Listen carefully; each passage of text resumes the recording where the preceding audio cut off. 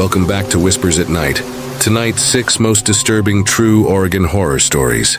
Rain-soaked pines, moss-swallowing old trail signs, fog rolling off the coast like a living thing, logging roads that end where maps lie, a ripple on Crater Lake when no wind blows, something pacing you along the Columbia just out of sight. Before we start, like and subscribe, and comment where you're from and what time you're watching so YouTube keeps bringing you stories like this. Lantern low, needles whisper. Don't look back, ready? Let's begin. I'm Mason Hale. For a long time I worked the far corners of Silver Range National Forest, the stretches you won't find in brochure photos. Most days were simple. Walk the route, log washouts, clear small blowdowns, shut down illegal fire rings, and nudge lost day hikers back to safety. I liked the quiet. I liked that I could read a slope or a stream the way other people read a clock. That's why what I'm about to write still ties my stomach in a knot. This started as a basic inspection in the Two Crow Wilderness, a remote block of our forest. A trail there had been marked closed for 3 months because a slide supposedly buried a section. The point on the map sat about 12 miles from pavement. No motor access, just legs and time. I'd been through there more times than I can count. I knew where the creek undercuts the bank in spring, where the elk bed down, where the wind always finds a pass. The morning was clean and cool. I signed out at 6:30 a.m., packed a standard kit, first aid, water, snacks, spare socks, radio, GPS, camera, a basic repair roll, and my sidearm and started up the approach. The forecast promised clear skies and moderate temps. It felt like a day that would pass without a story. For the first few hours, that's how it went. I flagged a muddy corner, noted 2 small washouts for the trail crew, and took photos of a leaning fir that would eventually fall across the tread. Right before noon, I reached the coordinates linked to the closure. The file claimed the hillside had let go and smothered the path. Standing there, I saw none of it. No fresh scar, no torn roots, no new debris. The bench cut was intact. The trail wear looked like it always did. If you'd told me nothing had ever happened here, I'd have believed you. I paced up and down the slope, measured distances against the map, and photographed everything from a few angles. My GPS matched the numbers in the report. The place I was standing was the place they'd flagged. I keyed my radio to call the station. Nothing but static. I pushed on, figuring the slide might have been recorded at the wrong mile marker. That happens. The overhead cover thickened. Light fell to a kind of green dim. Ferns crowded the edges. Needle damp rose from the ground. It smelled like wet soil and sap and cold stone.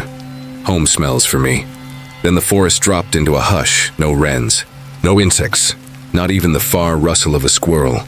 I could hear my jacket fabric when I turned my shoulders. 15 years in the field teaches you that true silence isn't normal. Silence means pay attention. I stood still. The air had a low tremble in it. At first I felt it more than I heard it, like a thin wire plucked somewhere ahead. It gathered into a tone as I listened. The pitch didn't drift like wind. It held steady, mechanical, as if something powered it.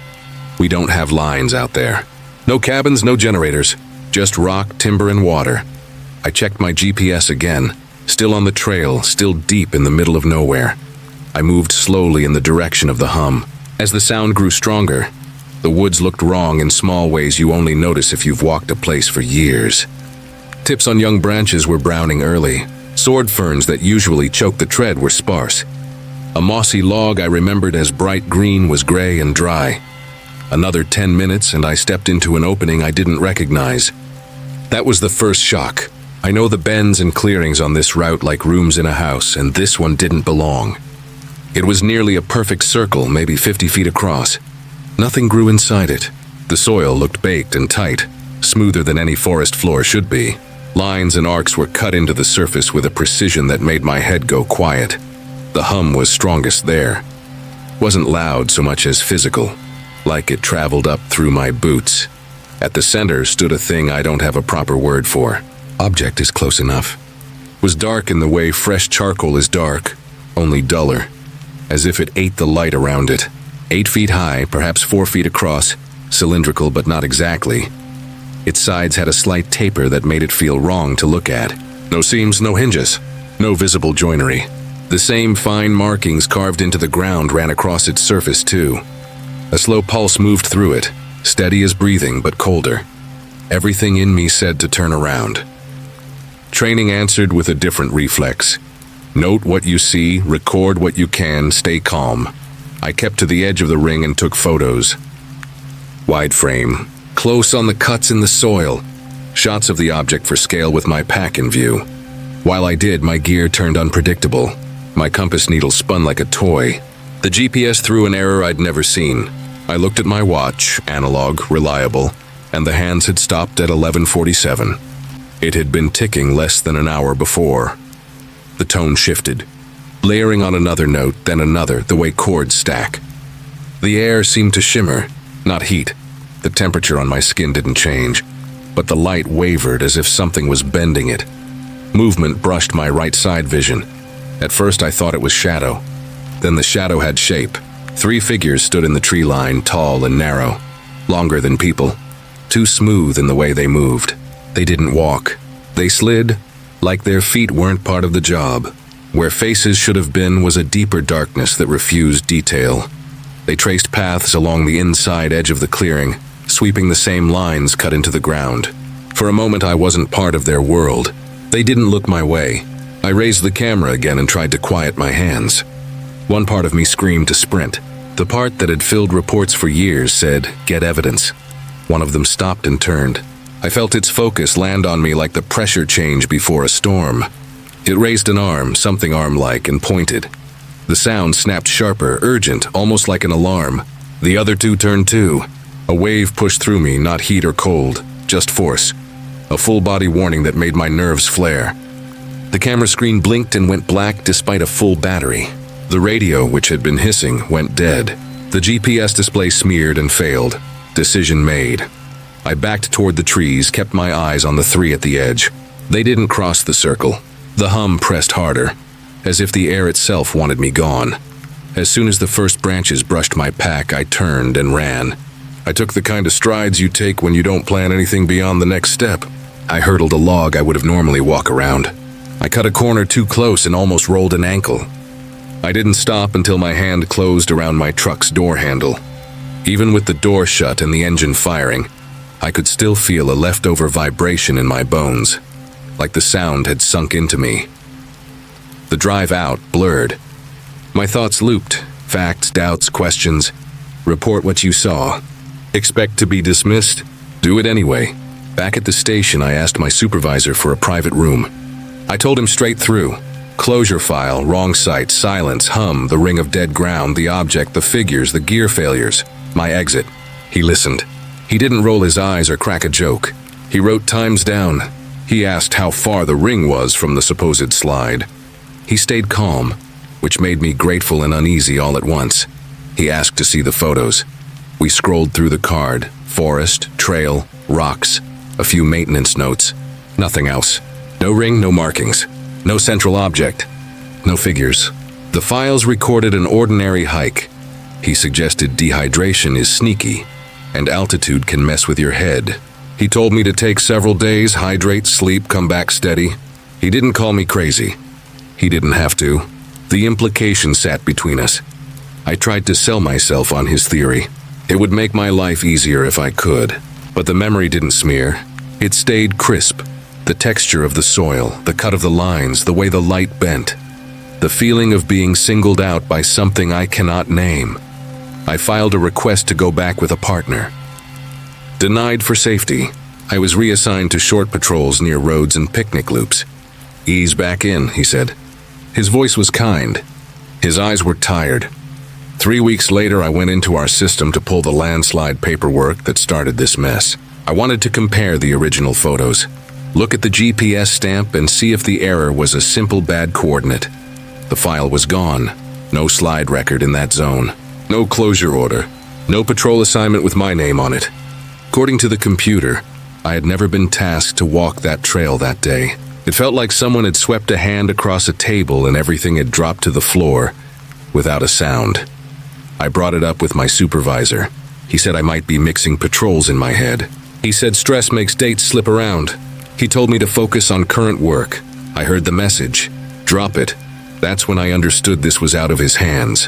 Whether it was an embarrassing mistake someone wanted buried or something else entirely, I can't say. What I can say is that information disappeared, and the safest path for my job was silence. I chose not to be part of that. I turned in my badge and sidearm and walked out. I'm not claiming virtue, only that I couldn't keep doing a job that asked me to ignore what I saw. That was 6 months ago. I was 37 that fall. I haven't set foot in Silver Range since. I don't plan to.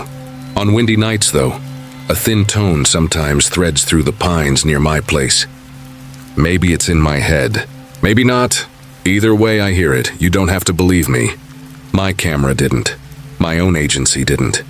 But I know the feel of that dead ground under my boots. And I know the weight of being watched by something that didn't need eyes. If you head deep into wild country, use your head. Stay on marked routes. Bring a partner. Trust the knot in your gut. The forest will look kind under good light. But there are pockets where the usual rules fail. And those pockets are more dangerous than any animal we train for. If you ever step into a round patch where nothing grows and the air hums and your gear goes weird, don't analyze it. Don't try to be clever. Turn around, walk, then run. One last note. Away from ranger work, I've spent 8 years doing pioneer trail reenactments. Miles in old-style gear, slow days, bad coffee. In 2024, our group traced a segment near Pine Creek outside Baker City, trying to keep it as authentic as we could. We learned something simple. Not every piece of history wants company. Some trails are better left as lines on a map. That's all I have. If the woods ever go quiet in that heavy way, and a low note starts shaking through the ground, you don't owe the mystery your curiosity. You owe yourself the chance to get home. My name is Claire, and this is the reason I will never sign up for another living history trek again. If you've never done one, Oregon Trail reenactments are long, slow journeys designed to mirror the old overland crossings. We borrow the tools and the clothing, hitch teams to wooden wagons, and follow the old emigrant road as closely as we safely can. The point isn't make-believe, it's to feel in our bones a little of what families endured in the 19th century. In the summer of 2024, our crew set out to walk a rarely traveled segment in northeastern Oregon. Instead of the popular interpretive sites, we traced an older line that angles through the hills above Ladd Canyon, east of La Grande. We had 18 people altogether. 12 adults, 6 kids, youngest 8, oldest 62. I was 37 and serving as trail boss, which mostly meant planning the day's mileage, keeping the pace manageable for the ox teams, and protecting the illusion when we could, without compromising safety. It took 2 years of prep. Permits, landowner conversations, weather contingencies, animal care, and a thick binder of notes from diaries and maps. We tried to do it right. The wagons were stout wood with iron rims. Our clothing was homespun and wool cut from documented patterns. Food was simple: hardtack, parched corn, beans, salt pork, coffee. We carried 2 sealed radios and a medical kit for emergencies, tucked away beneath tarps so the kids wouldn't see modern gear and forget the point. We'd practiced yoking and driving the oxen all spring. The animals were calm and healthy, and used to the commands. The first week felt like a living museum with better sunsets. Weather helped. Blue mornings, thin clouds in the afternoons, light wind. We followed old ruts where the soil still wore iron scars. Some camps were at documented stopping places, marked by a few stones and an interpretive post. Others were just good flats near water. The kids turned every chore into a game, hauling wood, stacking Dutch ovens, counting ground squirrels. Spirits were high. Everything bent sideways in week 2. We entered a rougher zone of basalt and broken ridges. Springs were thin. The grade pitched up and down, and the tread under the wagons turned to loose rock that chewed hooves and tested brakes. Our best teamster, a woman named Jo, kept the animals steady.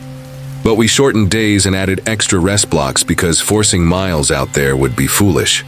One late afternoon, we pulled off on a shoulder of wind-shaved bunch grass to give the teams a breather. The children scattered to collect kindling. A minute later, Adam, one of the dads, called out from a draw below the wagons. Half buried in grit lay the arc of a wheel, spokes still connected, hub intact. the rim peaking like a rusted moon. You can find wagon debris all along the old trail, so none of us gasped. What stopped us was how intact it seemed. The wood was weathered, yes, but not collapsed into powder. The iron didn't flake like you'd expect. When we tipped it a few inches, dark stains showed along the felloe. Splashes sunk deep into the grain. Adam said nothing. I didn't either. Margot, our historian, a retired professor with a patient voice and a suitcase full of photocopied journals, brought her notebook and maps. She found 3 entries from emigrant parties who passed near that spot. One train abandoning a wagon on a steep pinch. One cluster of sickness and a death. One terse line about troubles with strangers. The last was vague and offered no details, the way some diary pages do when the hand that writes them wants to skate over a memory. That evening we ate by lantern light. Beans. Biscuit-hard crackers. Coffee so strong you could stand a spoon in it. The horizon burned orange, then cooled to the deep, star-heavy dark you only get far from town. After dinner, Margot read. Her selections were careful, but the simple facts were heavy. Broken axles at bad crossings, fever, shortages, arguments, sudden accidents. One account mentioned a family who stopped after a wheel split. When a search party returned days later, 2 youngest children were found under the wagon frame, silent and shivering, while the rest were nowhere. Another described voices calling from the sage while the camp slept, familiar names whispered. Just outside the circle of wagons, only to find every sleeper accounted for at dawn. The kids drifted toward bedrolls early. A few of the adults laughed off the grimmer parts because laughter is one way to nudge the dark away. We banked the fire to coals and stretched our legs, muscles sore from walking, lying on my blanket. I let the night talk to me, a slow wind combing the grass, a coyote answering another somewhere to the north, the soft grind of an ox shifting and chewing cud. Anyone who camps enough learns the pattern of ordinary sound. That's how I recognize the change. Voices, faint, almost tucked inside the wind. Not one voice, but several, like people talking low across a table. I propped on an elbow, sure someone in our group was still up. But the figures near the coals were bedroll-shaped and quiet. The words weren't clear, more rhythm than meaning, threaded with urgency. They drifted around our camp's edges, now close to the creek, then up near the wagon tongues, then off to the right, as if the speakers walked and stopped, and walked again. I told myself it was a ranch a mile off, sound bending along the draw. Then one voice spoke a name I knew, Margot. It wasn't a shout, and it didn't sound like calling across distance. It arrived with the same hushed cadence as the other strands, woven into the conversation. My scalp prickled. I slid from my blankets, crossed the dust, and touched Margot's shoulder. When her eyes opened, I put a finger to my lips and pointed toward the dark edge of the camp. She listened, head tilted. After a minute, she nodded without looking at me. We eased around the fire and woke 3 more adults without making a stir. 8 of us sat, or crouched in the glow of the coals, straining to catch more. The conversation outside the light had texture, questions and replies, overlapping like people who know each other well, or who have practiced a script. Their subject wasn't random travelers, it was us. They mentioned our animals and the order of the wagon line. They noted our plan to follow the ridge in the morning rather than cut down early. They listed food items we had and quantities. They used our names. Rob, a retired officer with a flat way of speaking that calms people down, leaned to me and kept his voice low. Could be thieves who've been glassing us for days, he said, meaning folks with binoculars or scopes, people who follow reenactors the way some follow car shows. They might want the wagons, the artifacts, waiting for night to spook us apart. It wasn't a bad theory. A few of our pieces were valuable to collectors. We were far from quick help. But the tone beyond the fire didn't fit a simple smash and grab. Whoever these people were, they told stories the way Margot does, with place names and dates, quoting lines from journals recorded long ago. Margot slid to the chest where she kept her notes. She began cross-checking scraps of what we heard with diary entries. We couldn't catch full sentences, but names surfaced. Pioneer surnames, little tragedies she'd read to us earlier. Every time she'd find a match in the heap of papers, her frown deepened. The voices flickered out with the first thin light, as if day gave them no place to live. We searched the slope around camp and along the creek and found nothing but our own prints and a few deer tracks. No fresh ash, no dropped scrap, no cigarette butt, nothing. I called a huddle. We could press on, pretend the night had been a fluke, or turn toward town and report. The practical part of me said, keep the plan. People tell campfire stories about this country, and sound can travel. The part of me that sleeps light when kids are around wanted the nearest paved road and a sheriff's badge. We hesitated. Too long, and the choice made itself. Joe went to check a wagon before we moved out and discovered a canvas ripped in several slashes. Long, ragged tears that led in the morning. Inside, an open space glared back where food should have been. Hardtack gone. Dried beans gone. Jerky gone. The second blow was worse. Our sealed medical kit missing from beneath the bench. Rob managed the scene like a slow-motion drill. He crawled around the wagon and scanned the ground. He studied impressions in the dust and took a stick and laid it next to each track to show depth and stride. When he stood up, he didn't have the face of a man relieved by a normal answer. Not boots like ours, he said. Heels and soles are too soft. These are pegged or sewn leather. Folks still make them for living history groups. Or for museums. And the cuts? I asked, holding a flap of canvas. Not a modern blade, he said. Tears looked tugged, like somebody worked at them with a crude edge. Could be sharp stone or a field-forged iron. He didn't say it matches the period, but we heard it anyway. We had children with us and not enough food to gamble on an uncertain trail. That settled it. We packed what remained, shifted gear to 2 sound wagons and turned the teams. The sky was blank and bright. Daylight made us feel bold for about an hour. Then the watching returned. You could feel it first, the way hair rises when a storm charges the air. Then, in the distance, figures appeared at the rims of hills or along the line of brush. Brief silhouettes that vanished when you faced them. Clothes looked wrong in a way you can't explain quickly. Not costumes like ours, crisp and clean, but garments that hung oddly. Too thin for daylight, too old for the present. Midday, one of the kids pointed out a wagon trail angling across the slope below us. It wasn't ours. It was a faint double track running parallel. The kind you catch out of the corner of your eye and lose when you step down to see it. When we reached the spot where it should have crossed our line, the ground held no marks. We made camp at a place closer to a county road than we liked to be. Ugly sight, but we thought less beautiful would mean more safe. We set bedrolls close and kept a lantern burning at the edge like a low moon. Everyone slept with boots within reach. We talked about shifts but decided to stay up together. Until we couldn't hold our eyes open, which turned into all of us simply staying awake. The voices came sooner that night. They didn't circle us this time. They addressed us. A calm woman's voice asked for help, said her party had lost its way in the dark and needed company to their wagons. She sounded weary, the way a mother sounds when the baby has coughed for days. A man's voice followed, naming 2 members of our group as proof he knew us. Names only someone close would have learned, and said they had friends in common. Another voice used the old language of the trail. Pilot, cut off, divide, with easy familiarity. Joe started to stand when the woman called, then caught herself with a hand on the wagon tongue.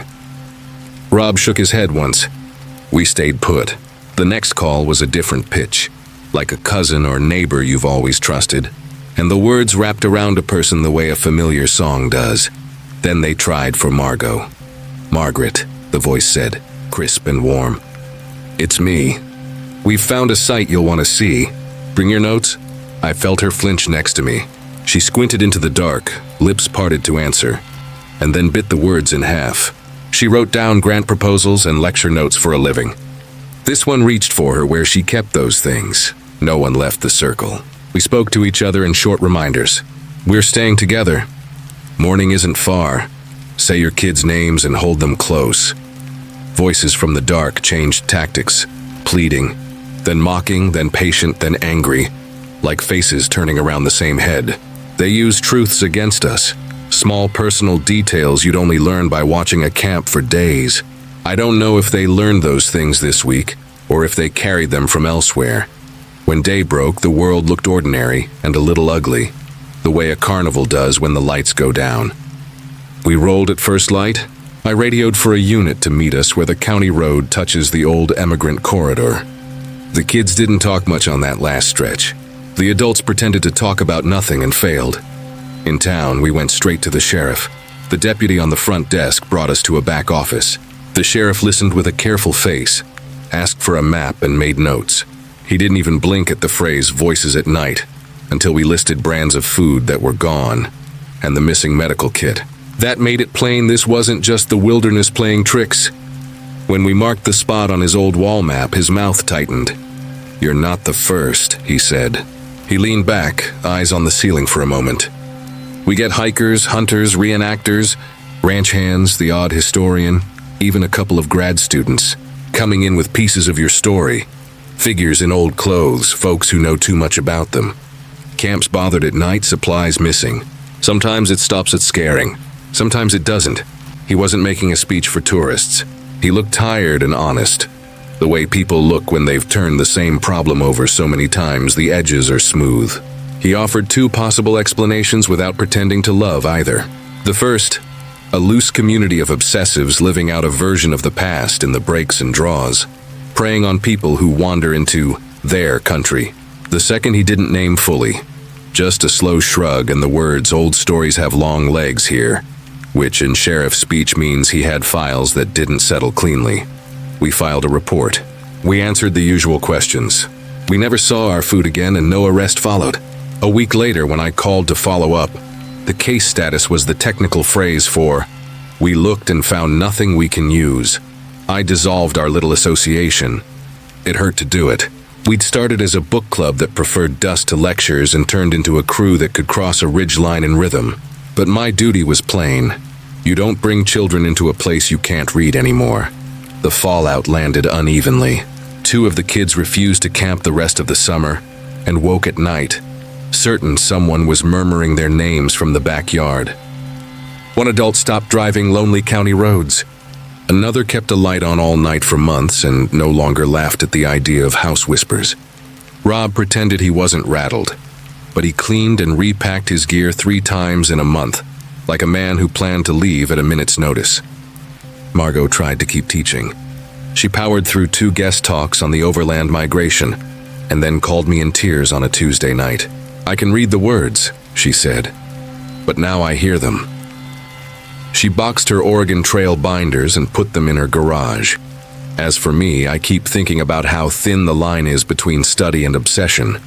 Reenactment had always felt like a respectful way to understand the past through our bodies. Weight of a yoke, taste of ash on bread, aching feet after 15 miles. That still matters, but some places don't want company. Some echoes are not background noise. Some stories take on a life the living can't manage safely. What did we meet? I don't know. It could be people who've given up the present for a hand-stitched fantasy, smart enough to observe quietly, and cruel enough to use stolen history like bait. Could be neighborhood legends with too much wind and too little sleep. Or it could be the other thing, the possibility no one can write in a police report. That grief and hunger and fear, laid down in these hills by thousands of passing. Souls leave grooves you can still step into by accident. I'm not interested in finding out which. If you love this history, go to archives, walk museum floors, read the diaries aloud in warm rooms with lights that turn on at a switch. Hike marked trails with a friend and daylight to spare. Don't chase the places that vanish when you look straight at them. The trail west was brutal for people who had no other choice. We have choices now. Choose the one that gets you home.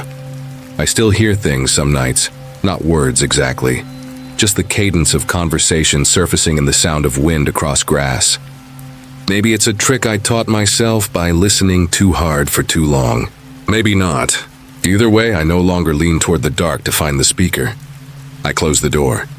I check the latch. I say each name in my house out loud to fix them in place, and I let the past stay where it belongs.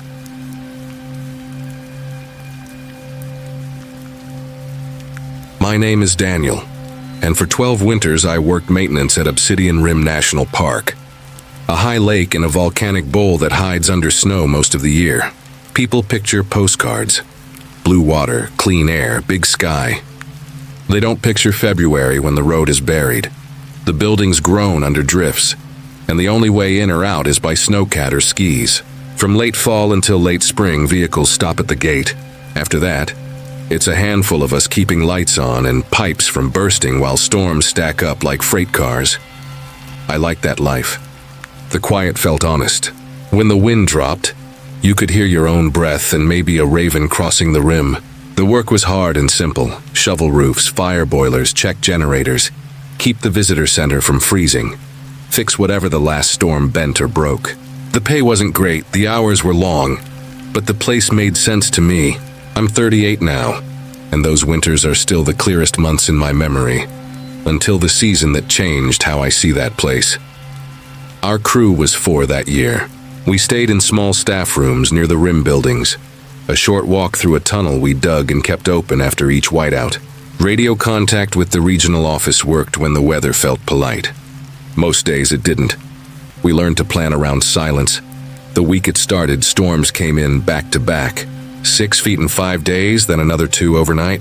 The wind soldered the lake surface into a dull sheet you could feel in your teeth when it gusted. By the 3rd night, we'd burned through most of the wood we kept by the door and had to switch to the backup stack under a tarp. The snowcat stayed inside the garage, entombed by a wall of drift higher than the roofline. I was lying in my bunk listening to the building flex when I noticed something threaded through the howl. Not one voice, several. They were low, fast, and close enough that I thought someone down the hall had a radio turned on. I got up, put on boots, checked each room. Everyone on my crew was asleep. No tablets playing. No murmured phone calls. The common room was dark. I told myself it was storm noise making syllables. That happens. Wind finds edges and turns them into speech. I went back to bed. The voices returned. They sounded like people trying not to be heard. I pressed my ear to the wall. The sound seemed to move outside, along the lee side of the building, then drift toward the visitor center across the way. Morning brought a lull. We dug doors clear, knocked snow off vents, fired the backup generator, and checked roofs for sag and ice dams. At lunch, I mentioned what I'd heard. My supervisor, Grant, listened without smirking.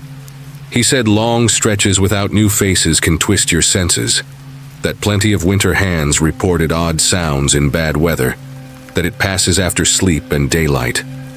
I nodded because that's the conversation a sensible person has. Inside, I knew what I'd heard wasn't just wind. The 2nd night it came back, same time window. Sometime after midnight until just before dawn. Same low, tense way of talking. Same strange shuffle, like a small group making its rounds. I lay still and tried to pick out words. It stayed just fuzzy enough to avoid meaning. By night 3, I had worked myself into a knot. I told myself to ignore it. Then I heard my name, no shout. Just folded into the rest like a line in a briefing. Daniel is in the north rooms. Clear, calm, certain. I was off the mattress before my mind had caught up. I grabbed my heavy jacket, pulled on snow pants, slipped my headlamp over a knit cap, and took the bright flashlight we keep hanging by the door. I knew it was a bad idea to step out in a blizzard alone, but I did it anyway. The wind slapped me sideways as soon as I opened the door. Snow hammered my face, stung my eyelids, found the gap at my collar. It felt like walking into a wall that crumbled a little with every step, and then rebuilt itself behind me. I pushed through the trench we'd carved the day before. It was chest deep now and filling as I walked. Out past the staff wing, the drifted ground rises to the visitor center. I aimed my light at corners where people might tuck themselves from the wind. The beam caught nothing but hard snow and the black ribs of lodge poles. The voices moved with me. When I stopped, they stopped. When I walked, they kept pace just out of reach. They circled the big building, then slid back toward the garages, then drifted to the rim rail as if the speakers knew the ground by heart and preferred certain lines. I made a slow loop of the complex. No prints, no scuff marks, no cigarette smell. Just blown snow erasing anything that might have been there 5 seconds before. After almost an hour, my fingers started to ache inside my gloves. I could feel ice forming on the rim of my balaclava where my breath was freezing. I turned for our door. As I reached it, the voices shifted behind me, closer than they'd been all night. "He's seen enough," said one. "What's the line now?" asked another. The others murmured. I didn't wait to hear more. I fumbled the latch, fell inside, kicked snow off my pants. and stood over the register until feeling crept back into my hands. At breakfast, I told Grant the whole story, going outside, circling the buildings, hearing them talk about me. He didn't give me the "you're losing it" speech I expected. He watched snow slide off the eave beyond the window, then told me something I'd never heard put plainly. "You're not the first," he said. "Not this year. Not any winter I've worked here. It's always in the worst weather when no one should be out. We check the camera feeds when we have them. We sweep the buildings, we log the times. We never find footprints or tracks that last. Sometimes we hear names. Sometimes the voices mention a door that sticks or a tool we moved. It's like they're reading our clipboard." I asked him what the park thought it was. He shrugged. "Depends who you're asking. Some folks blame stress and quiet. Others say the lake keeps stories and plays them back when the world goes white. A few old hands lean on older stories about this crater being a door. Then there's the practical theory we don't print. People wintering off the grid out in the trees. If they exist, they'd know the grounds as well as we do and pick their weather. That didn't help. If it was in my head, I couldn't trust myself. If it was the place, I couldn't fix it. If it was people, they were too good at staying unseen to catch in a storm that erased the world every few minutes. The days that followed blurred into a routine of digging, checking, and trying to sleep.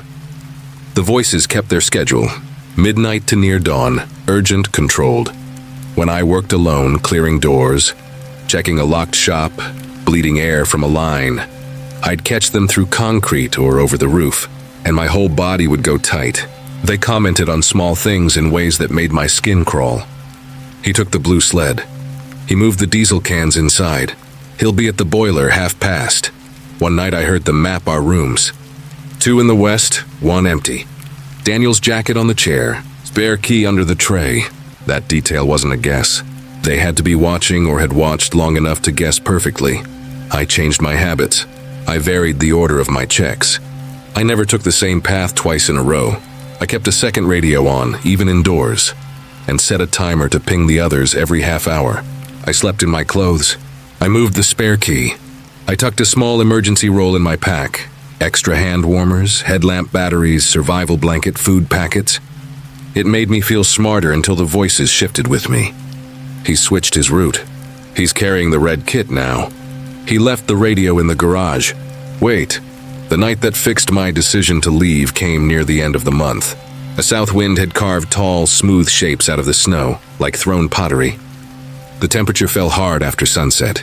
Around 2 in the morning, I was in the visitor center basement checking the heating system. The pipes ticked and clicked like old bones settling. The room smelled like dust and warm metal. The voices started above me inside the building skin. At first, I thought my radio picked up chatter on a weird frequency. Then I realized it wasn't the radio. It was the same group I'd been hearing for weeks, only closer than they had ever been. They weren't drifting along the exterior wall. They were in the building envelope, within the walls or on the other side of a partition, or in a service crawl I hadn't opened since fall. "We talked to him tonight," one said. Another answered, "No chasing. Let him choose. It's better when they choose." A third, "He's alone. He'll listen." My chest went tight. I backed away from the boiler and grabbed my radio. My voice sounded thin in my own ear as I called Grant and told him I needed another body now. He said he was on his way. 10 slow minutes later, he came in with Lee from the shop, both of them with headlamps and shovels. The voices cut out as soon as the door upstairs opened. We searched the basement. We checked the ground floor. We checked locks and windows and the hatch to the attic crawl. Nothing. No prints in the drift on the lee side. No scuffs on the landing.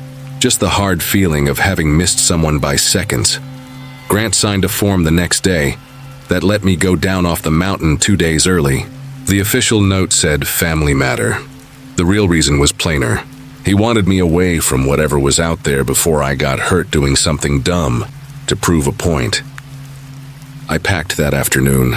I took the snowcat down with a ranger who had come up for a check. The machine rattled through cut banks that felt like tunnels, then dropped into timber where the wind died, and the world went strangely soft and quiet. By the time we hit the plowed road, I felt like I'd been underwater and had just found air. I slept for 10 hours that night in a small motel room off the highway, and woke to a sound I hadn't realized I'd missed. traffic. 2 weeks later, I transferred to a park that shuts down in winter, without leaving a handful of people to hold the place together.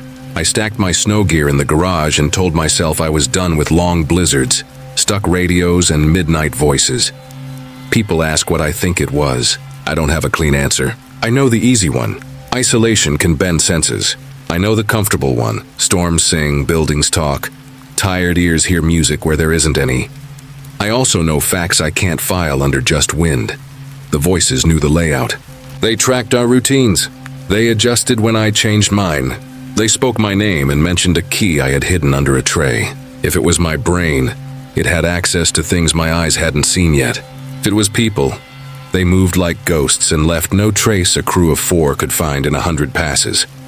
Some of the old stories about that caldera say the rim holds a doorway. I don't need a doorway to be literal for the place to feel thin in winter. Hard weather strips a mountain down to shapes and noise. In that stripped-down world, you can believe almost anything has room to move. There's another theory I hate because it's practical in a way that feels worse than a legend. People who choose to winter out there off the books. They'd have the maps memorized, know which doors swell, which windows ice when crews make rounds. They'd wait for wind and use it for cover. They'd listen to our radio traffic from close enough to learn our tone. They'd leave nothing but words in the snow, and the snow would eat those before morning. If that's true, then we've shared that mountain with neighbors we can't see, and they've watched us for years. I don't like that thought. Fits too well. I sleep better now. The new park has winter closures without winter caretakers. When the season turns, I go home. Yet on some cold nights when a front comes through and the house makes that small, strained sound wood makes, I hear a familiar rhythm in the wind. Voices braided together, saying ordinary words in an urgent way. I tell myself it's air and siding. I put on water for tea. I remind myself to check the back latch before bed. I try not to stand at the window and listen too long in case listening itself is an invitation. If anyone reading this wants the winter caretaker life for the romance, hear me out. The work is good, and the quiet is a gift until the quiet starts talking back. Go with a full crew. Keep schedules and then break them sometimes. Share routes. Lock every door. Don't chase a voice into weather that erases the ground under your feet. If you hear your name in the storm, get inside and close the door. Nothing out there needs you after midnight. I don't know what's pacing the rim when the world goes white. I only know that Obsidian Rim in winter isn't empty. Something there pays attention. It learns your habits. It keeps its own. It speaks in hushed tones you can almost follow if you're foolish enough to try. I was foolish once. I won't be again.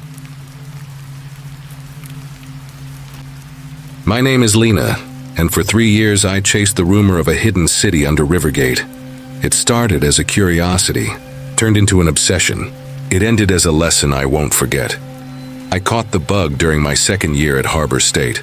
A friend joked about the freight tunnels that once ran beneath the old warehouse district by the river. Most people rolled their eyes and called it a tourist gimmick. I couldn't let it go. If there were passages under our feet, I wanted to see them, map them, and learn why they were sealed. I buried myself in old plans and newspapers. I traced dotted lines on century-old maps. I marked possible access points, sealed doors, bricked arches, manholes that didn't match the current utilities. The first time I dropped into a forgotten basement through a hatch behind a retired bakery oven, I felt the world tilt. Brick arches, damp air, dust that had settled for decades. I took photos, sketched walls, and tried to piece the maze together one turn at a time. It became my routine. After class, I'd check a lead. On weekends, I'd plan a route and go with a partner. I learned to tell the difference between live conduit and deadlines. I bought tools I never thought I'd own. Headlamps, a small pry bar, knee pads, a respirator, a throw rope. I wrote down every entry and exit and texted a friend my plan before I went under. I also made rules. Never go alone. Leave a route with 2 people. Carry a backup light and spare batteries. Set a time limit and stick to it. The rules kept me careful. They also tempted me to break them. The more I learned, the deeper the lines pulled me. I went below the theater district into steam passages that smelled like wet iron. I found a run of brick, older than the city's charter, beneath a brewery. I located a walled-off stair that ended at a door sprayed with dates and initials. Each discovery made the map in my notebook grow more tangled and more beautiful. By year 3, I was 26 and sure of myself. Too sure. That winter I started working on the east side, under the industrial blocks near the river bend. The surface looked dead. Sheet metal buildings, cranes, lots fenced with razor wire. Underground, the story was different. The tunnels ran long and straight, then forked like roots. Some were poured concrete from the mid-century. Others were brick and stone with arched crowns and lime mortar that flaked like chalk when you brushed it. I told myself I'd keep the rules. Then I didn't. The best leads always came when no one else could go. It happened in early March. I dropped in through a utility hatch I'd scouted 2 weeks prior. The opening led to a run of brick with a shallow drainage channel. My plan was to push farther east and test if the line tied into a rumored tram corridor. Figured 2 hours, maybe 3, then up and out at a secondary exit I'd flagged. About 2 hours in, the texture changed. The dust on the floor wasn't thick. Fresh prints marked the silt in several sizes. Coiled wire hung from nail anchors. A string of small bulbs ran along one wall, fed by a cable that vanished through a hole cut in the brick. Then I noticed furniture, pallets, milk crates, a table made from a door. Someone had carved out rooms. They had patched leaks. They had added vents. This wasn't a camp. It was a home. My stomach told me to leave. I'd crossed into someone's space, and down here there are no good misunderstandings. I almost turned back. Then I made the worst choice of the day. I took 3 more steps. The build-out went farther than I expected. Reinforcement bars, a proper drain, a reclaimed steel door hung on new hinges. Whoever did this had skill, time, and a reason to stay. I snapped a few photos, angles, details, meaning to go as quietly as I came. Then I heard them. Voices. Male, at least 2. They bounced off brick so I couldn't place the distance. They weren't shouting. They were tight and quick, like people working a plan. I killed my headlamp and pressed into a notch in the wall. The words were blurred by echo, but the mood wasn't. They were angry, and the anger wasn't general. It was pointed. It hit me a second later. They were talking about me. I eased back, foot by foot, trying to retrace my path. The sound slid with me. One voice moved to my left. Another drifted behind. A third joined in, farther off. They weren't wandering. They were fanning out. I found a narrow side run and slipped into it, heart in my throat, hoping they would pass. Instead, I heard more voices from ahead, lower, slower, like people covering an exit. They were not just looking. They were searching. The tunnels carried the sound so well I couldn't tell which way was open. Every choice started to sound wrong. Panic tried to take the wheel. My hands shook so hard I almost dropped the light. I told myself to move on what I knew. I had walked this grid for weeks. I marked where lines joined. I wrote down where they rose.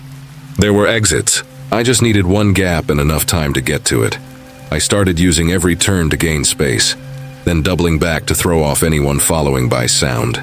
It didn't work. They knew this layout the way you know your own kitchen in the dark. When I aimed for a climb up, the echo of voices would swell ahead of me. When I turned right, a scrape of shoe would slide to the right. It felt like being steered. I hit water, cold, ankle deep, then calf deep. It stank like old runoff. It had a sheen that made my skin crawl. I waited anyway because the only other option was toward the sound of feet. The water numbed my legs and bit through my clothes. I kept the light high and watched for holes. After a long slog, the flooded run split into 3. For the first time in an hour, I heard nothing but water and my own breathing. I picked the branch that slanted up. It ended in a blank wall after a couple 100 yards. I swore, turned, and went back the way I came, heart pounding harder with every step. As soon as I reached the junction again, the voices trickled in from 2 directions. They'd read the water like a trail. I checked my headlamp battery. The indicator flashed red. The light died. I was a set of ears and shaking hands in a black world run by people who could see it blind. I needed a crack. Any crack. That's when I found the pipe. It was shoulder height in the wall, a circular drain just wide enough for a person if that person didn't mind pain. Grated ends were long gone. The interior was slick with grime. It smelled like old storms and iron. It wasn't a plan. It was an opening. I clicked the lamp off to save the last minutes, shoved my pack in ahead of me, and crawled in. My elbows scraped. My knees screamed. Broken concrete bit into my shins. I felt debris catch the strap of my bag and nearly panicked again when it wouldn't budge. I pulled, twisted, and it tore free with a sound that seemed too loud even inside the pipe. The dark inside a pipe is different from the dark in a room. It's closer. The echo comes back fast, to the point you think you can feel it on your face. I used my hands to measure distance and keep moving. And twice I wedged and had to breathe my way smaller just to shift an inch. Somewhere behind me, faint but real, a voice slipped into the pipe and then faded with the next draft of air. When I finally risked one click of light, the beam hit a vertical grate 2 arm lengths ahead. Beyond it, water moved in a shallow channel. The metal mesh was corroded. I put my shoulder into it and pushed. It squealed and folded enough to let me squeeze through. The pipe emptied into a storm box under a road. I killed the lamp again and followed the sound of cars. The roar overhead got louder, then became a vibration in my hands on the concrete. I found the outfall down a short culvert and saw daylight like a coin slot. I crawled out onto wet gravel behind a warehouse. Midday, overcast. The wind off the river cut right through my soaked clothes. I looked like I had fallen in a canal, which wasn't far from true. I checked my phone. Low battery, no signal. I walked toward a forklift yard and waved down the first person I saw. I told him I crashed my bike and needed a pickup. He stared, then handed me a shop towel and a phone. A friend took me home. I threw my gear in the tub and watched the water turn gray. I slept for 12 hours and woke up shaking. The next day I boxed my maps, marked them archives, and put them on a top shelf. I haven't gone back underground since. I still think about that undercity. Who built those rooms? Who keeps the lights working? How they get parts? How many families live down there? How long it has been growing while the streets above change names and businesses and paint? I think about how quickly a place can feel like a museum, until you learn it's a neighborhood. People say the under Rivergate stories are myths. They're not. Passages exist. Some are dangerous. Some are dead ends. Some are home to people who don't want visitors and can't risk being seen. They don't owe me their history. I owe them space. Urban exploration taught me a lot. It taught me how old a brick can be and still stand. It taught me how to read a beam, a seam, a joint, a patch in mortar. But the clearest lesson was simple. Respect isn't just about not breaking things. It's knowing when a door isn't yours to open. I got lucky. Luck is not a safety plan. There are places in every city where the map isn't meant for you. You can be curious and careful, and still cross the line between visitor and problem without realizing it. If you ever find yourself in tunnels that show signs of a long, careful life, wires wrapped neatly, walls braced with love and skill, rooms kept dry and clean, turn back. That's not a ruin. That's someone's house. I keep my photos on a hard drive and my notebook zipped in a bag. Some nights I scroll through them and feel the old pull to finish the map.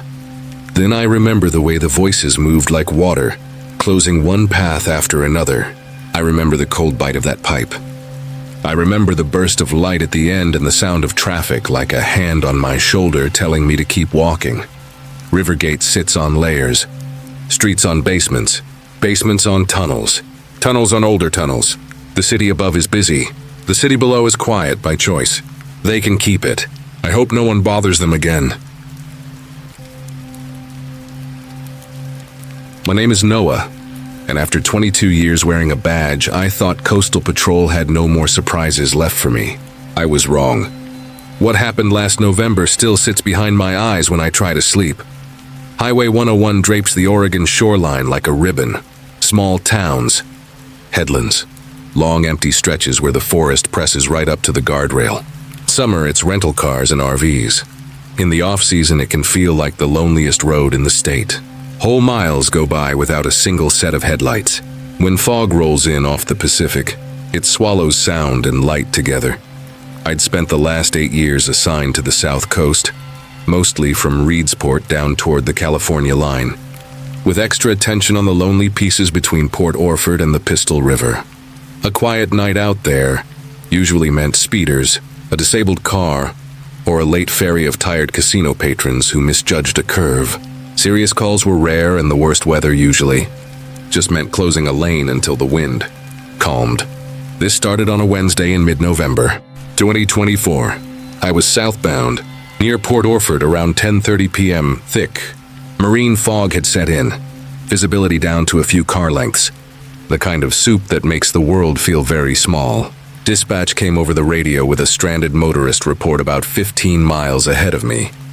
Caller said their vehicle died, and they were on the shoulder waiting for help. Nothing unusual there. Wet salt air eats old wiring, and breakdowns love the dark. I slowed, clicked on the rear deck lights to make my car easier to spot in the mist, and crept toward the coordinates they'd given. When I reached the mile marker, there was nothing. No car on the shoulder, no hazard flashers bouncing off fog, no fresh skid marks, and no splash of dirt where someone might have slid off. I parked on the gravel and swept both ditches with a high-beam flashlight. Aside from my own tire prints, the surface looked untouched. I told dispatch I had a no find and asked them to confirm the ping. They double-checked and read the same numbers back to me, adding that the caller's cell tower bounce was jumpy. Happens out there. Gaps in service, confused GPS. I was about to widen the search when a pair of headlights bled through the haze from the north. The car coming toward me was moving very cautiously. That alone wasn't odd in fog, but this stretch is straight with good shoulders, and most people still manage 40 or 50. This driver floated by at a steady crawl, never glancing at the patrol unit idling with emergency lights running. Most folks get curious or at least tap the brakes. This one didn't twitch. I pulled in behind and followed for 2 miles. When traffic is thin, you learn a car's body language. Wobble, brake habits, how nervous hands look on a steering wheel through a rear window. This one told me nothing. It tracked like a string was laid down the center of the lane, nails on a board. Exact, unblinking 35 miles per hour. After a minute of observation, I decided to initiate a stop, at least to check the driver and offer an escort through the fog. I toggled the light bar to a full pattern and hit the short yelp on the siren. No response. I tried the PA. Driver, pull to the right when safe. Nothing. The car neither slowed nor sped up. It just kept stitching 40-yard pockets of fog. I radioed the plate to dispatch. A pause, then negative return. Out-of-state plates are common, but even those populate the database. A dead read often means I fat-fingered a digit. I tried again, carefully. Another negative. We ran like that for nearly 10 miles. Me giving clear commands, the sedan ignoring every signal and every sound. The more I looked, the stranger it seemed. It was an older model. Late 80s or early 90s by the boxy silhouette. Maybe navy or black. Hard to tell with the moisture on the air. The body looked factory straight. No mismatched panels, no primer, no rust around the wheel wells. Tail lamps were bright and even. No exhaust plume in the cold. Clean glass. The kind of older car you get at a parade, not something limping along the coast in bad weather. What I couldn't shake was the view through the rear window. With my high beams and the light bar reflecting, I should have seen a headrest shape or the ghost of a figure at the wheel. There was nothing. Just empty front seats and a pale gleam off the dash. The car held the lane and speed like a metronome, smooth corrections through each shallow bend, never kissing the fog line, never touching the center. There's a moment in patrol where you stop narrating to yourself and act. I weighed my options. Rolling roadblocks, spike strips, no time to set. Shadow and wait for an off-ramp, none for miles. Nothing on the radio indicated another unit nearby. With a driverless car maintaining a constant speed and ignoring commands, my choices got small. I decided on a controlled contact, essentially a gentle pit, aimed at nudging the rear quarter to rotate the vehicle onto the shoulder. I've done it in training and twice in the field. Done right, it's safe enough at low speeds and ends unknowns. I eased up, matched the 40-ish pace, and drifted my front bumper toward the sedan's left rear corner. Everything went textbook until the instant of contact. There was no impact. My push bar slid into the space the other car should have occupied. No jolt, no crumple, no sound. The nose of my unit kept moving through what looked like taillight and sheet metal, and then grabbed air again as I flinched the wheel away. I coasted into the right shoulder and stomped both feet on the brake without meaning to. The sedan did not swerve, did not flicker, did not acknowledge me in any way. It continued its slow glide until the fog swallowed it wholly. My hands were shaking so hard I had to set them in my lap. Training took over. Engine in park, hazard lights on, deep breath, systems check. I stepped out and inspected the front end with my flashlight. If I had hit something, anything, I would have signs. Broken plastic, bent license bracket, paint transfer. There was nothing. The push bar was clean. The grill was cold to the touch. No debris on the pavement. No smell of coolant or fuel. I advised dispatch I needed a supervisor and medical to my location. No injuries, I said, but I need someone else's eyes. The dispatcher asked if I was in immediate danger. I didn't know how to answer that, not because I felt threatened, but because I had no category for what just happened. 30 minutes later, Lieutenant Grace Kim rolled up, steady and unhurried, a 25-year veteran who knows the coast like a fisherman. I gave her the whole story, the phantom stranded call, the no find at the coordinates, the slow older sedan, the plate with no return, the ignored stops, the constant 35, the empty front seats, the attempted contact that wasn't. She didn't interrupt. Just watched the fog thickening and thinning in the wash of our lights. When I finished, she let the quiet sit for a few seconds and then said, "You're not the first." Her voice didn't carry judgment. It carried miles. She told me, carefully, that a handful of reports like mine had lived in the edges of our logs for years, mostly on rough pieces of the South Coast.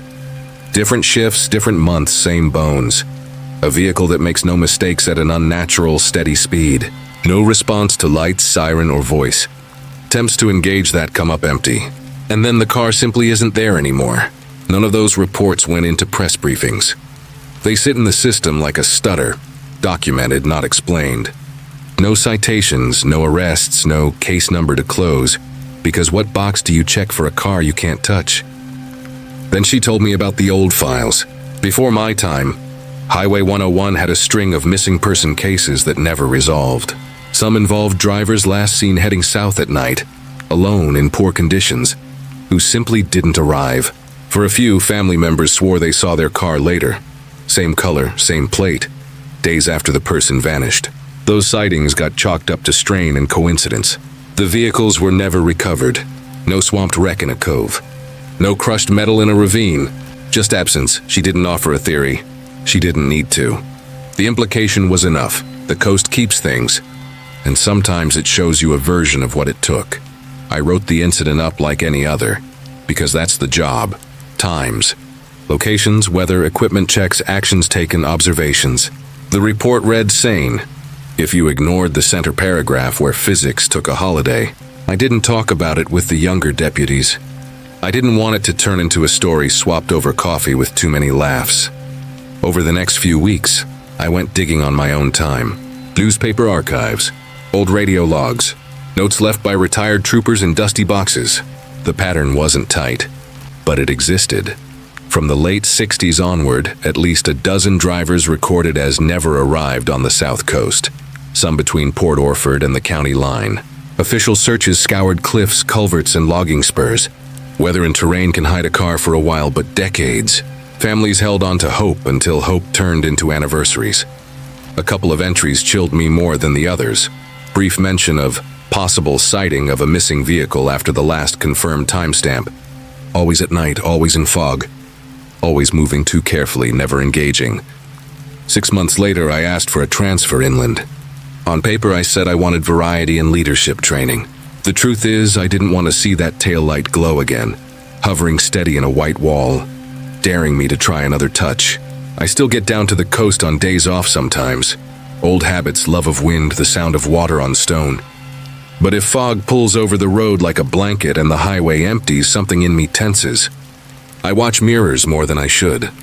Every so often, a pair of lights ahead will settle into a too perfect rhythm, and my hands will tighten on the wheel before my brain catches up. People have offered explanations. Stress, fatigue. Fog can create halos. Wet glass can lie. Maybe. I've stared at enough brake lights to know the tricks. This wasn't a trick. I watched a car drive with a ghost's attention to detail, and then fail to exist when I reached for it. If you've never felt your front bumper continue through a space your eyes insist is solid, I don't recommend it. The coast is beautiful, which is another way of saying it's dangerous. We train for ice, rockfall, and drunk drivers. We don't have a class for the night. You can't make contact with what you're chasing. There isn't a citation book for that. I still do the job. Still stop folks drifting over the line, change tires in the rain, and talk angry people down on bad nights. But I carry a quiet addendum to the usual rules. Not everything on that road is yours to fix. If you find yourself behind a car that moves like a clock, answers nothing, and seems too clean for its age, be careful. Keep distance, call it in. Don't bet your life on what your hands expect to feel. I don't know what I followed between Port Orford and Pistol River that foggy Wednesday. A replay, a warning. A missing moment still looping. I only know it didn't belong to me, and it didn't belong to the world that puts dents in metal and writes tickets in triplicate. The ocean keeps its own records. Sometimes when the clouds sit low and the road goes quiet, it lets us read a line. Then the page turns, and you are left with headlights fading into a wall of white, and the steady tick of a turn signal you can't quite prove was ever there. My name is Ethan. I'm 38, and I've spent most of my adult life hunting for people who didn't make it home on their own. After February 2024, I stopped taking high-elevation assignments on Mount Hood. I still help where I can, but not up there. Mount Hood draws crowds, Bluebird weekends, midnight summit pushes, spring corn runs. It also takes a steady toll. Every team lead in the Portland area knows the numbers. A handful of deaths most years, dozens of rescues, plenty of close calls. Our crew, Cascadia Search and Rescue, gets called when the sheriff needs hands in bad terrain. This call came the afternoon of February 15th. 3 backcountry skiers were overdue from a 2-day loop on the southwest side of the mountain. Their PLB pinged around 4:30 p.m., then went quiet. The signal put them somewhere in the forested gullies west of the crater. Steep country, with deep drifts and pockets that can swallow a person whole. On paper, it looked manageable. Fresh snow but clear skies, light wind, cold enough to preserve tracks. We built an 8-person team and rolled for timberline after dark to stage, sleep a few hours and move at first light. I had the lead. The trio weren't rookies. Our briefing notes listed them as experienced locals who knew this mountain. Different jobs, same shared habit. Use free days to chase snow where the lifts don't reach. New names to us: Luis, 35, avalanche savvy. Ia, 31, strong in steep trees. And Brendan, 40, who'd guided in the Cascades. I read that, and felt what you always feel just before a search. Respect for people who'd earned it and dread that it might not matter. We rode sleds out at dawn on the 16th, cutting toward the government camp backcountry before dropping into the timber. The terrain was a checkerboard of rolls and dips, old blowdown hidden under new snow, creek cuts that curved away from logic. We split into 2 4-person elements, leapfrogged drainages, and used GPS tracks to work a grid around the last ping. The dogs put their noses down and got to it. By late morning, we hit their camp in a sheltered patch of fir. It was tidy in the way competent people keep a place tidy. Tents well staked, cook area shielded from wind, skins drying on a line. And then there were the wrong details. Food on a simmer stove going to sludge. Sleeping bags rumpled and kicked aside. A glove lying mid-step like it was dropped on the run. Nothing broken. No avalanche footprint. No storm that would have driven them out. Just sudden absence. We found ski tracks leading away, 3 sets close together, pointed not toward an exit or safer terrain but into steeper, denser ground. The speed marks were strange too. In soft, uneven snow, your lines tell your pace. These looked like they were hustling, almost a straight-line push, as if whatever mattered was behind them, not ahead. Here and there, one track tumbled, then snapped upright again, instantly back with the group. You don't sprint on skins in the dark unless you think you have to. We followed for nearly 2 miles, checking slope angles, probing anything that looked disturbed, pausing to study the way the edges dug in on turns. Then the tracks ended, not faded, not masked by spindrift. Ended. 3 clean lines across an open face and then nothing, like someone lifted a brush off paper mid-stroke. The snow around the termination point was churned, but not by skis. Compression sat heavy in strange shapes I couldn't assign to a person or pack. We took photos, flagged it, and pushed outward in rings. The rest of the day was methodical and frustrating. We ran probes through likely pockets. We scanned with thermal. We sent the dogs in widening sweeps. Quiet radio checks, coordinates, refills from thermoses that steamed in the cold. No scent past the ending point. No heat at all. The light went thin and blue. Protocol said we should set a small camp near the last sign and resume at first light. We built it neat. 4 tents in a windbreak of trees. A tarp for a common area, stoves going. A hand line between trees so nobody wandered if weather rolled in. We divvied up watches. I took the first block with Morgan, a calm medic who's done 15 winters up there. Around 11:30, the woods changed their sound. At first I thought it was the wind threading the canopy. Then the pattern resolved into voices. Not loud, not panicked. Just close enough to feel urgent. We looked at each other, grabbed lights and a med kit, and moved in that direction, calling out, "SAR! Keep talking! We're coming to you!" Every time we closed on the sound, it slid away. If you've worked timber at night, you know how echo can play with your head. This wasn't echo. The sound moved with intention. 50 yards ahead, then to the left, then behind, then farther off. No crunch of skis. No beam of a headlamp. Just speech so soft you had to lean into it. We followed for almost an hour, circling a long loop that kept spitting us back into the same stand of trees and the same drift lumps. When we gave up and returned, our camp was not wrecked, not pranked. Resettled is the word that lands. A tent angled 6 inches off where we left it. A shovel moved from the windbreak to next to a vestibule. My helmet placed on top of my pack instead of beside it. Little things, the kind that make your stomach drop because they announce a visitor without leaving footprints you can blame. 2 of our team had woken to the sense that someone was right outside their fabric wall. Another said they watched a dull shape drift between trees and vanish. We ran a perimeter sweep with 3 lights and a dog. We found prints in a few places near the tents. Not boots, not skis, bare feet. It was 5 degrees Fahrenheit, and the snow was knee-deep off the trampled pads. I pressed gloved fingers into one print. The edges were crisp. The center was glassed from the melt of weight. We had a quiet meeting in the lantern light. I've done enough nights out to know the difference between spooked and unsafe. This was unsafe. We scrapped the second watch, collapsed camp as fast as we could, and started moving downslope by compass and terrain memory. That's when our tools started failing us. The GPS units threw weird offsets, waypoints jogging 30 yards off where they should live, tracks jumping then correcting. Our radios laced clear speech with long strings of static that swallowed half a sentence at a time. The backup unit we keep for command check-ins refused to handshake, then worked, then went dead again. Batteries tested full and then showed empty and then full. It felt like trying to thread a needle with gloves on while someone bumped your elbow. We picked a safe line we all knew, checked bearings more often than we needed to, and counted our people every few minutes. The voices didn't stop. They ran parallel, called from the side, whispered ahead. They sounded like people in trouble. They also sounded like they didn't want us to find them. We stayed together and kept walking. Near dawn, we reached the sleds and the radio woke up enough to call out. The sheriff's office told us to stand by for a debrief. Another team had turned up 3 bodies in a draw over 5 miles from our last known sign. The names matched. The reported cause was exposure. The location made no sense on the face of the map. We met the deputies at the trailhead. Details filtered in with the sun. The 3 were together without skis, without packs, without heavy layers. Their route to that draw would have required threading cliffs, timber snarls, and a creek crossing. In the dark. In single digits. If they'd left from their camp, they would have had to pass through a bottleneck we'd already crossed. But their sign never touched it.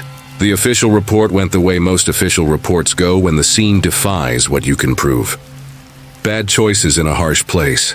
Exposure, tragic but simple.